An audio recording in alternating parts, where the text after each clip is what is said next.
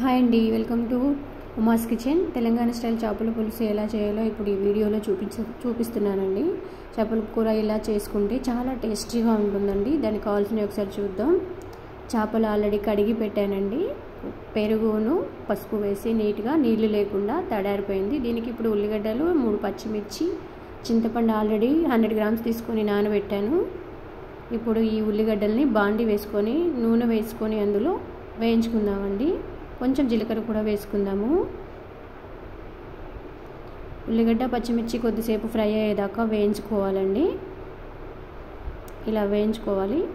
చూసారు కదండి, పచ్చిమిర్చి ఉల్లిగడ్డ వేగిపోయాయి. ఇప్పుడు స్టవ్ ఆఫ్ చేసుకొని పక్కన పెట్టుకుందాం. ఇప్పుడు చేపలకి అల్లం పేస్ట్, కొంచెం ధనియా పౌడరు,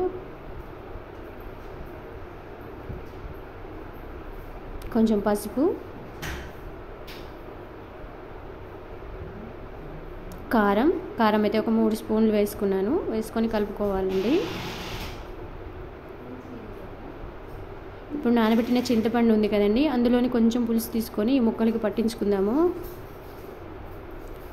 అలా పట్టించుకోవడం వల్ల కారం, అల్లం అవన్నీ కూడా సరిగ్గా దానికి సరిపోయి అంటుకుంటుందండి ముక్కలకి. ఇప్పుడు ఒక 10 నిమిషాలు అలా పక్కన పెట్టుకొని వేయించుకున్న ఉల్లిగడ్డలు ఉన్నాయి కదండి, అది పేస్ట్ చేసుకుందాము.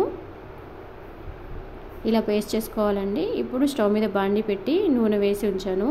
ఇప్పుడు నూనె వేడెక్కింది కదా, జీలకర్ర వేసుకుందాము. జీలకర్ర వేసుకున్నాక అల్లం పేస్ట్ అందులో వేసుకున్నామండి.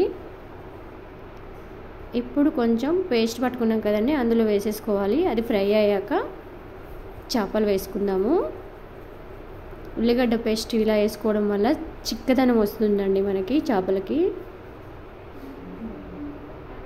ముక్కల్ని స్పూన్తో కలుపుకూడదండి, క్లాత్ పట్టుకొని సైడ్స్తోని కలుపుకుంటూ ఫ్రై చేసుకోవాలి. ఒక 10 మినిట్స్ ఫ్రై అయ్యాక చింతపండు పులుసు కొంచెం పోసుకుంటే అడగంటకుండా ఉంటుంది.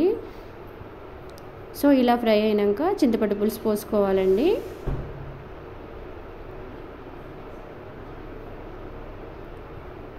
ఇలా చింతపండు పులుసు పోసుకొని ఒక 10 మినిట్స్ ఫ్రై చేసుకుందాం. మంట కొంచెం ఎక్కువ పెట్టుకుందామండి.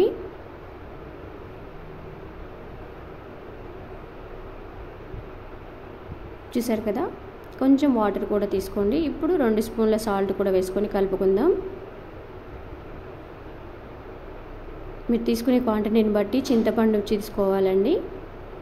సాల్ట్, కారం కూడా అంతే అండి. సో ఇప్పుడు మూత పెట్టేసుకుందాం. చూసారు కదండి ఎలా ఫ్రై అయిపోయిందో. ఇప్పుడు మెంతు పౌడరు, ధనియా పౌడరు, గరం మసాలా వేసుకుందామండి. ఇలా ఒకసారి కలుపుకొని కొత్తిమీర చల్లుకొని దించేసుకుందామండి. అంతే, చేపల కూర రెడీ అయిపోయింది.